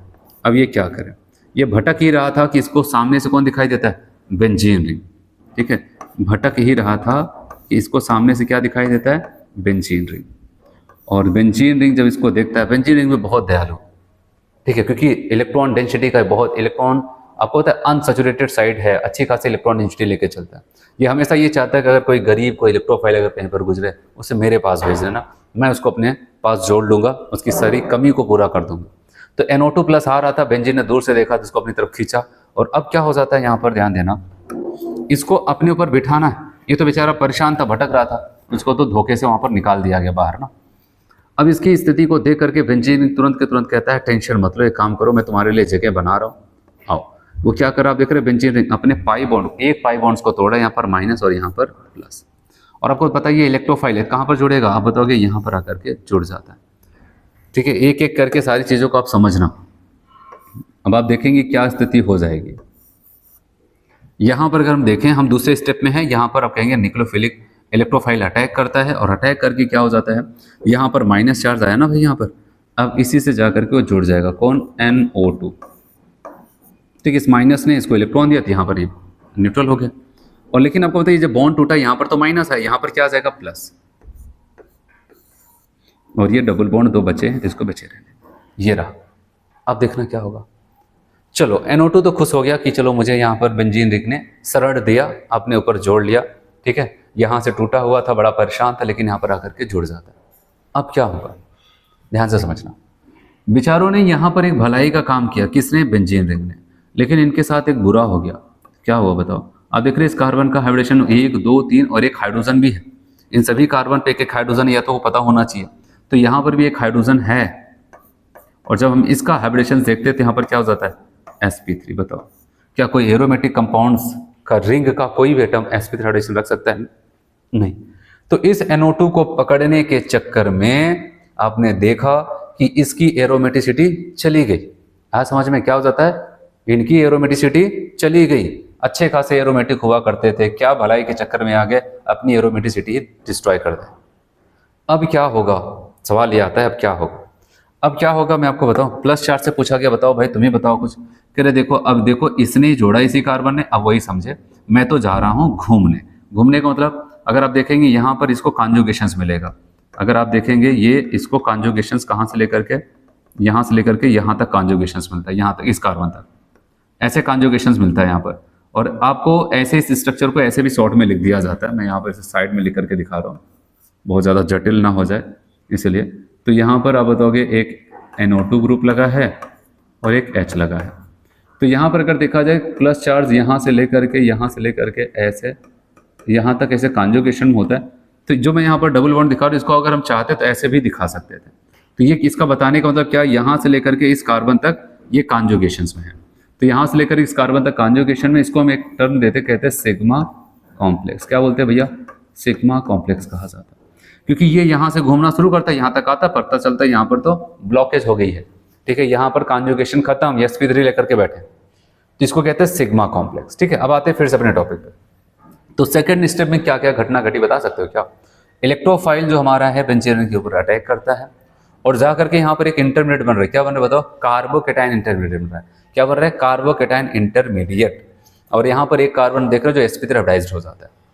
तो ये तो दो घटनाएं घट गई। अब सवाल आता है बेचारा कहाँ एरोमेटिक था, इन अब बताओगे यहाँ पर नॉन एरोमेटिक हो जाता है, इसकी एरोमेटिसिटी खत्म। तो सवाल आता है कि अब यहाँ पर इनको कोई ना कोई व्यवस्था ढूंढनी पड़ेगी, है कि नहीं, कि अपनी एरोमेटिसिटी को फिर से प्राप्त करें। हाँ समझ में, एरोमेटिसिटी को फिर से प्राप्त करें। इनके पास क्या ऑप्शन है? यहाँ पर प्लस चार्ज तो बैठा हुआ है, अगर यहाँ पर माइनस चार्ज आ जाता ना तो प्लस माइनस एक बार फिर से बॉन्ड बना लेते हैं। अब सोचते हैं माइनस कैसे है, बहुत लोगों ने कहा देखो NO2 को तुमने पकड़ा उसी की वजह से तुम्हारी पावर गई है, ये होता है ना, NO2 को पकड़ा इसी की वजह से तुम्हारी शक्तियाँ छीड़ हो गई। एक काम करो NO2 को ही निकाल दो। कहता नहीं, अगर NO2 को ही निकाल देंगे तो दुनिया क्या कहेगी, अभी जोड़ा अभी तुरंत तोड़ रहे। तो कहा गया तब क्या करें? कहा गया कुछ और सोचना पड़ेगा। अब क्या सोचेगा? कहेगा देखो अभी अब को कार्बन कार्बन का बॉन्ड तोड़ नहीं सकते हैं, NO2 के NO की तोड़ ही नहीं सकते, यहाँ पर अभी भी बॉन्ड बना है, तो कोई और नहीं बचता। कौन शिकार होगा यहाँ पर? H शिकार होगा और हाइड्रोजन बचता है। तो हाइड्रोजन का हटना H+ के रूप में उसको एक नाम देते हैं डीप्रोटोनेशन या फिर रिमूवल ऑफ प्रोटॉन कहा जाता है। अगर हम देखें यहाँ पर फिर से उसी स्ट्रक्चर को मैं यहाँ पर बना रहा हूँ, यहाँ पर ये प्लस चार्ज होगा, यहाँ पर एक हाइड्रोजन होगा, यहाँ पर एक NO2 होगा, यहाँ पर एक NO2 होगा। ठीक है, अब यहाँ पर याद रखना इसको कहते हैं रिमूवल ऑफ प्रोटॉन या फिर डीप्रोटोनेशन भी कहा जाता है। अब यहाँ पर क्या कर जाता है, ये वाला बॉन्ड तोड़ेगा ऐसे, यहाँ पर आ जाएगा क्या बता भाई माइनस, और ये कैसे हो जाएंगे प्लस। तो प्लस के रूप में ये तो बाहर निकल जाएंगे और यहाँ पर माइनस आता है, माइनस प्लस क्या हो जाता है बॉन्ड बना लेंगे। और अगर हम यहाँ पर देखें तो इनकी एरोमेटिसिटी फिर से वापस आ जाती है, इनकी सारी शक्तियाँ फिर से इनको मिल जाती हैं। ठीक, ऐसे कुछ हो जाता है। और यहाँ पर क्या हो जाता है, H+ तोड़ करके बाहर निकाल दिया जाता है ऐसे। आया समझ में? तो ये सारी चीज़ें यहाँ पर होती। ऐसा लगता है कि जो H+ यहाँ पर H2SO4 से उधार लिया गया था, HNO3 ने लिया था NO2+ को जन्म देने के लिए, अब वही H+ फिर से उनको लौटा दिया जाता है। तो ये टोटल 3 स्टेप में आपका कोई भी इलेक्ट्रोफिलिक सब्स्टिट्यूशन होता है बेंजीन रिंग के ऊपर। आया समझ में? पहला क्या होगा, जनरेशन ऑफ इलेक्ट्रोफाइल्स। दूसरा आप बताओगे यहाँ पर electrophilic attack and formation of carbocation intermediate. और थर्ड हो जाता है डीप्रोटोनेशन या फिर रिमूवल ऑफ प्रोटॉन। H+ का हटना क्या हो जाता कहलाता है, रिमूवल ऑफ प्रोटॉन, फिर डीप्रोटोनेशन भी कहलाता है, और फिर से एरोमेटिसिटी को गेन कर लेना। ये है क्या रिएक्शन आपकी बताओ, नाइट्रेशन। तो नाइट्रेशन किसकी उपस्थिति में कराया जाता है? अब बताओगे कंसंट्रेट H2SO4 HNO3 के साथ कराया जाता है, तब जाकर के यहाँ पर आ जाता है। तो ये नाइट्रेशन था जो मैंने आपको बताया। इतना भी आपके डिटेल में यहाँ पर नहीं लिखता है, लास्ट में पहले क्या करता है आपके बुक में सारी रिएक्शंस को बता देता है, उसके बाद तब जा करके आपको वहाँ पर इसका एक्सप्लेनेशन बताता है कैसे ये हुआ, क्या क्या स्टेप हुआ, वो सारी चीज़ें बताइए। अब हटाए इसको, चलो इसको पढ़ते हैं। ज़्यादा नहीं दिया अभी, जो भी मैंने आपको बताया सब कुछ लिखा है, लेकिन यहाँ एक साथ नहीं लिखा है, उसको बाद में लिखता है। तो इसको देखता हूँ। इलेक्ट्रोफिलिक सब्स्टिट्यूशन रिएक्शंस की बात करते हैं तो कहता है था common electrophilic substitutions reaction of arenes, कौन कौन सा, नाइट्रेशन मिलेगा, हेलोजिनेशंस मिलेगा, सल्फोनेशंस मिलेगा, ठीक है, फ्रीडल क्राफ्ट की एल्काइलेशन और एसाइलेशंस मिलेगा। ठीक है, ये हो जाता है। और यहाँ पर अटैकिंग रीजन हमारा कौन होगा, इलेक्ट्रोफाइल होगा। चलो नाइट्रेशन की बात करते हैं। नाइट्रेशन में कितना लिखता है, नाइट्रेशन में अ nitro group is introduced into benzene rings when benzene is heated with a mixture of concentrated nitric acid and concentrated sulphuric acid. ठीक है, जब हम बेंजीन को क्या करते हैं कंस्टेंट HNO3 कंस्टेंट H2SO4 के साथ हीट करते हैं, 323 से 333 केल्विन के आसपास का हीट करते हैं, तब जाकर के एक NO2 ग्रुप बेंजीन रिंग के ऊपर जाकर के जुड़ जाता है। ठीक है, और यहाँ पर एक वाटर भी निकलता था। कैसे वाटर निकला तो मैंने आपको बताया था, जब ये क्या करता NO2 को जन्म दे रहा था, साथ ही साथ वहाँ पर एक वाटर भी रिलीज हुआ था। ठीक है, ये सारी बातें आपको यहाँ पर बताई गई, और इसके अलावा फिर आपकी अगली रिएक्शंस आती है। चलो इसको मैं यहाँ पर एक्सप्लेन करता हूँ, फिर उसके बाद तब इसको भी रीड कराऊंगा। ठीक है, हमारा है वहाँ पर नेक्स्ट रिएक्शन है दूसरा, यहाँ पर सेकेंड जो रिएक्शन आपको बताया जाता है यहाँ पर हैलोजिनेशन।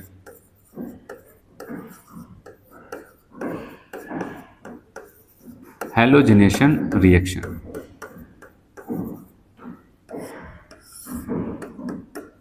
हैलोजिनेशन रिएक्शंस की हम बात करते हैं, और हैलोजिनेशन रिएक्शंस में आपको अगर मैं यहाँ पर बताऊँ क्या होगा, फिर से यहाँ पर मैं मेन रिएक्शंस पहले लिख देता हूँ। ये रहेगा बेंजीन, जैसे हैलोजिनेशन में क्लोरीन ही उठा लेता हूँ। ठीक है, और क्लोरीन होगा ही, जैसे क्लोरीनेशन की बात कर रहे हैं तो हमें यहाँ पर कोई ना कोई लिविस एसिड यूज करना पड़ता है। जैसे आपको बताया कि आप यूज कर सकते हैं एनहाइड्रस AlCl3, या फिर FeCl3, या फिर FeBr3, या फिर कहता है केवल कुछ ना मिले तो Fe यूज कर सकते हैं। इसमें से कोई एक सेटअप उठाना, क्योंकि ये सब के सब हमारे किसकी तरह काम करते हैं पता है, लेविस एसिड। ठीक है, जो इलेक्ट्रॉन पेयर को एक्सेप्ट करना पसंद करते हैं। तो इन्हीं की प्रेजेंस में क्या हो जाएगा, आप ध्यान दें, तो यहाँ पर आप देखेंगे ऐसे एक क्लोरीन जाकर के इनके ऊपर जुड़ जाएगा। ये तो मैंने आपको ऐसा सिंपली बताया, लेकिन अब पूरी मैकेनिज्म में आते हैं तो क्या होगा, यहाँ पर ध्यान देते हैं। स्टेप फर्स्ट क्या बताया था, जनरेशन ऑफ किसका, इलेक्ट्रोफाइल। तो इलेक्ट्रोफाइल कैसे जन्म लेगा, यहाँ पर ध्यान देते हैं। याद रखना, अगर ClO2 की बात करते हैं, क्लोरीन यहाँ पर एक क्लोरीन दूसरे क्लोरीन के साथ एक एक इलेक्ट्रॉन की शेयरिंग के साथ बॉन्ड बना करके मस्त अपना जीवन यापन कर रहा था। लेकिन अब क्या हो जाता है, यहाँ पर हम देखते हैं इसकी मुलाकात पता नहीं कहाँ से इनको मिल जाता है, कौन, एनहाइड्रस AlCl3। ठीक है, AlCl, और AlCl3 का नेचर मैं आपको बता दूं, इसकी ऑक्टेट इनकम्प्लीट है, और ये टोटल इलेक्ट्रॉन आपको पता है 6 है, और ये हमेशा भटकता रहता है, सोचता है क्या कर ले, ईमानदारी से ना सही तो बेईमानी से ही सही अपनी ऑक्टेट कंप्लीट कर ले।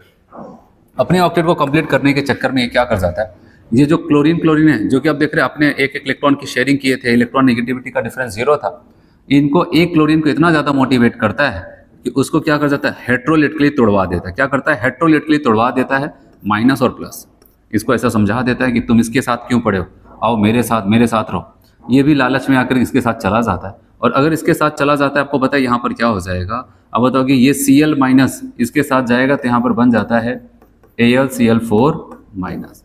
ठीक है, अब क्लोरीन से पूछो, बहुत एल्युमिनियम से बहुत खुश है, क्यों, क्योंकि अब इसकी ऑक्टेट हो जाती है कंप्लीट, क्योंकि ये अब ये जो माइनस चार्ज लेके आ रहा है ना, इसका भी इलेक्ट्रॉन छीन करके उससे अपने आप को कोऑर्डिनेट करा लेता है। और दूसरी तरफ यहाँ पर अगले Cl से पूछो तो वो तो प्लस चार्ज बन के बेचारा एकदम परेशान है कि बताओ AlCl3 आया और मेरे एक क्लोरीन को लेकर के चला गया, और ये भटक रहा है किसकी तरह, Cl+। तो कहने का मतलब, जब यहाँ पर इसने क्लोरीन को तोड़ करके खुद से जोड़ लिया, क्योंकि ये एनहाइड्रस था, एनहाइड्रस का मतलब ये एकदम भूखा था।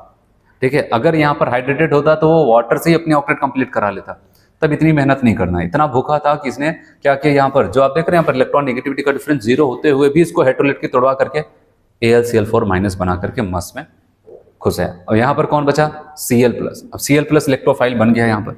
अब हम आते हैं दूसरे स्टेप में। दूसरे स्टेप में फिर से वही Cl+ है क्या, इलेक्ट्रोफाइल भटक रहा है, किसको ढूंढ रहा है, किसी बेंजीन रिंग या फिर किसी इलेक्ट्रॉन रिच सेंटर की तलाश में। और आपको मैं बताता हूँ, बेंजीन रिंग से अच्छा कौन हो सकता है कि नहीं, बेंजीन रिंग से अच्छा कौन हो सकता है। तो यहाँ पर फिर से वही सेम कहानी, Cl+ इलेक्ट्रोफाइल बन करके बेंजीन के पास आता है, और बेंजीन बिना किसी संकोच के, ठीक है, इसको देखा कि इलेक्ट्रोफाइल है, तुरंत के तुरंत इसको ऑफर करता है, कहता है आओ तुम्हारे स्वागत में, यहाँ पर बॉन्ड तोड़ा जा रहा है, माइनस और प्लस, और अपने आकर के यहाँ पर इसको बिठा लेता है। और जब जा करके ये बैठता है तो यहाँ पर क्या होगा, अब देखेंगे यहाँ पर प्लस आ जाता है, और यहाँ पर जाकर के क्लोरीन बैठ जाता है। और आपकी जानकारी के लिए बता दूं कि याद रहे कि H यहाँ पर है, H कहीं गया नहीं, हर एक कार्बन पे H है, तो मैंने इसका H भी दिखाया। अब यहाँ पर ये और ये फिर से ये प्लस वाला तो अपना घूम रहा है, ठीक है, घूम रहा है, कह रहा है कि भाई फिर से यहाँ पर क्या हो जाता है, अब बताओ कि इनकी एरोमेटिसिटी डिस्ट्रॉय हो गई। अब अपनी एरोमेटिसिटी को गेन करने के लिए फिर से कदम उठाएंगे, कौन सा, यहाँ पर कदम थर्ड, स्टेप थर्ड, ठीक है। और क्या होगा यहाँ पर अगर बात करते हैं, क्लोरीन तो चलो ठीक है, यहाँ पर जा करके बैठा, ठीक है, यहाँ पर Cl इस H, और इसको भी पता है कि अब H को पता चल गया है कि देखो अब क्लोरीन को बिठाया गया है तो मुझे हटाया जाएगा, क्योंकि अपनी एरोमेटिसिटी के गेन करेगा। लेकिन इसको कोई दुख नहीं है, बता रहा है कि इसको यहाँ पर कि बताओ तुम्हारे साथ क्या हुआ। तो ये क्लोरीन जो प्लस वाले इसको बताता है कि एक AlCl3 नाम का आया था, ठीक है, वही क्या कर जाता है, ठीक है, मेरे दूसरे वाले क्लोरीन को तोड़ करके AlCl4 बना करके घूम रहा है और मुझे यहाँ पर तड़पने के लिए छोड़ दिया। तो इसने कहा ठीक है, कोई टेंशन नहीं, तुम रिलैक्स रहो, मैं जा करके तुम्हारा बदला लूँगा। यहाँ पर माइनस और यहाँ पर प्लस आता है, और यहाँ पर जो H+ रिलीज होता है, ठीक है, यहाँ से आप देख रहे हैं H+ का हटना, इसको कहते हैं रिमूवल ऑफ प्रोटॉन या फिर डीप्रोटोनेशन। यहाँ पर माइनस, यहाँ पर प्लस, बॉन्ड बना लेगा, जैसे कभी ऊपर वाले में बताया वैसे सेम घटना है यहाँ पर, ठीक है। देख रहे हैं यहाँ पर ऐसे ऐसे ऐसे क्लोरीन, एरोमेटिसिटी फिर से गेन होगी, लेकिन साथ ही साथ जो H+ यहाँ से गया है, ठीक है, वो कुछ ना कुछ तो करेगा, बदला तो लेके रहेगा। आप देख रहे AlCl4-, ठीक है, इनके ऊपर अटैक करता है, ठीक है, और जा करके इनका Cl ले लेता है और क्या बना लेता है, जिस Cl को लेकर के बहुत खुश हुआ करते थे कि मेरी ऑक्टेट कंप्लीट हो या मुझे कोई दिक्कत नहीं, अब उसी Cl को ये छीन लेता है और जा करके यहाँ पर बताओगे फिर से इनको AlCl3 बना देता है, फिर से पहले जैसे बना देता है। तो ये यहाँ पर आपने देखा कि अगर हम क्या करते हैं, यहाँ पर हेलोजिनेशंस करा रहे हैं तो कैसे इसको हेलोजिनेशंस कराया जाता है। बताओ आया समझ में? यहाँ पर क्या क्या था, मेन रिएक्शन तो ये था, बेंजीन होगा, सामने क्लोरीन हो गया, फिर हेलोजन जो भी क्लोरीन ब्रोमीन, और वहाँ पर हमें एक लेविस एसिड चाहिए। लेविस एसिड मतलब जो इलेक्ट्रॉन को एक्सेप्ट करना चाहे, जिसकी वजह से क्लोरीन क्लोरीन के बीच में या फिर हेलोजन के बीच का बॉन्ड वो तोड़ा सके। इसलिए एनहाइड्रस AlCl3 जिसे मैंने उठाया तो इसको पता था हमको कि ये इनके बीच का बॉन्ड तोड़वा करके यहाँ पर अपना AlCl4- बना लेगा और तभी जाकर के यहाँ पर आपका इलेक्ट्रोफाइल बनेगा। अगर इलेक्ट्रोफाइल नहीं बनता तो ये पूरी रिएक्शन थोड़ी ना होती। तो इसलिए लेविस एसिड का होना ज़रूरी है, तभी इलेक्ट्रोफाइल वहाँ पर बनेगा, ठीक है। ये पूरी मैकेनिज्म हुई। पहले में अब बताओगे इलेक्ट्रोफाइल का जन्म लेना, फिर दूसरे में इलेक्ट्रोफाइल का अटैक करना और कार्बोकैटायन इंटरमीडिएट का बनना, फिर तीसरे में आप बताओगे डीप्रोटोनेशन या फिर रिमूवल ऑफ प्रोटॉन और रीगेन, और क्या उसका एरोमेटिसिटी, फिर एरोमेटिसिटी को रीगेन कर लेना। ये सारी चीज़ें हो जाती हैं वहाँ पर। चलो अब इसको देखते हैं। यहाँ पर ये सब आपको बार बार रिएक्शंस मिलती रहेगी।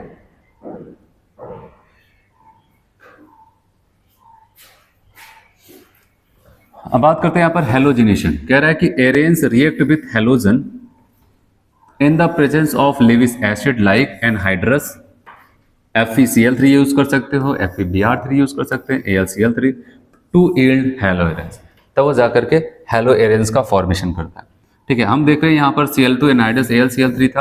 अब बताओ इसी की मदद से क्या निकल के आएगा, Cl+। कैसे बना, क्या हो आपको पता है।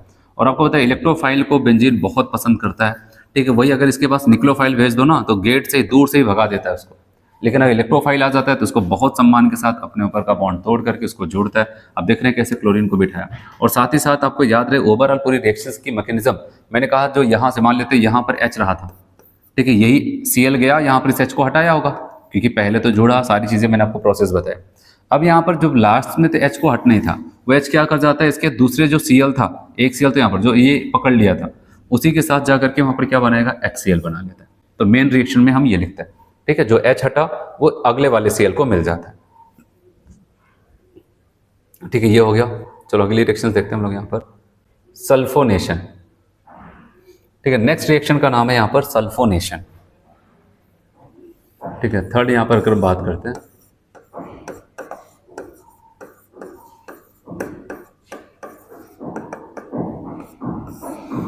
और यहाँ पर अगर मेन रिएक्शन की बात आए तो मैं आपको बताऊं यहाँ पर क्या होता है।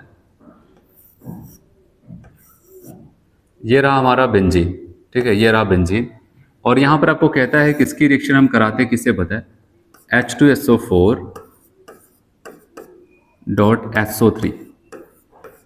शॉर्ट में इसको और समराइज करके लिखे तो ऐसे लिख सकते हैं H2O7, H2SO4.SO3 H2S2O7, ठीक है। और इसको अगर हम कहते हैं तो इसका नाम क्या चलता है पता है, इसको कहते हैं ओलियम।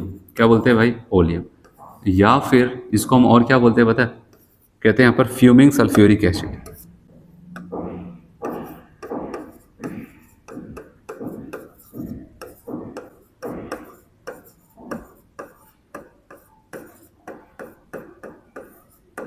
Fuming sulphuric acid. तो इस कंडीशंस में क्या हो जाता है, यहां पर आप देखेंगे बेंजीन के ऊपर एक SO3H ग्रुप आकर के जुड़ जाता है। ठीक है, तब इसमें मैकेनिज्म में नहीं जाना है, तो हम बस इतना याद रखना है। यहाँ पर SO3H याद रखना कि जब ऐसा कुछ होता है, ठीक है, यहाँ से जब इसके साथ हीट करते हैं, यहाँ से निकल के आता है एक इलेक्ट्रोफाइल, वैसे तो होता है SO3, लेकिन जहाँ पर जाएगा, यहाँ पर हर एक कार्बन पे H है ना, उसका एक H हटाता है और H हटाकर खुद से जोड़ लेता है, इसीलिए SO3 निकलता है। लेकिन मैं ऐसे आपको ऐसा बता देता हूँ कि आपको कोई कन्फ्यूजन ना रहे, तो SO3H में डायरेक्ट ऐसे लिख देता हूँ, लेकिन निकलने के लिए एक्चुअली में SO3 ही आता है। लेकिन यहाँ पर आपको पता है एक H रहा होगा, उस H को हटा करके वहाँ से जोड़ लेता है, इसलिए हो जाता है SO3H। लेकिन आगे रिएक्शंस आएगी, तो आपको अगर बाई चांस कभी पूछेगा तो कौन सा इलेक्ट्रोफाइल आता है, तब बताओगे SO3। लेकिन हम अपने लिए क्या कर जाते हैं, वहाँ पर डायरेक्टली कहेंगे SO3H आता है, वो जाकर के यहाँ पर जुड़ जाता है, SO3H बन जाता है। इसको हम कहते हैं यहाँ पर बेंजीन सल्फोनिक एसिड। क्या बोलते हैं इसको?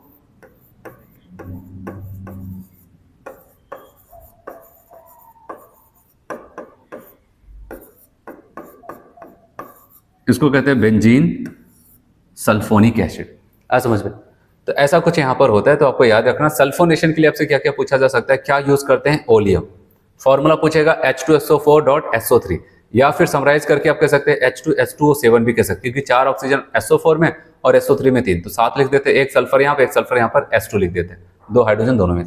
तो इसको कहते हैं फ्यूमिंग सल्फ्यूरिक एसिड। आप बताओगे यहाँ पर SO3H या फिर SO3 आकर के बेंजीन रिंग का कोई भी H हटा करके वहां पर जुड़ सकता है। ठीक है, तो ऐसा कुछ यहां पर होता है।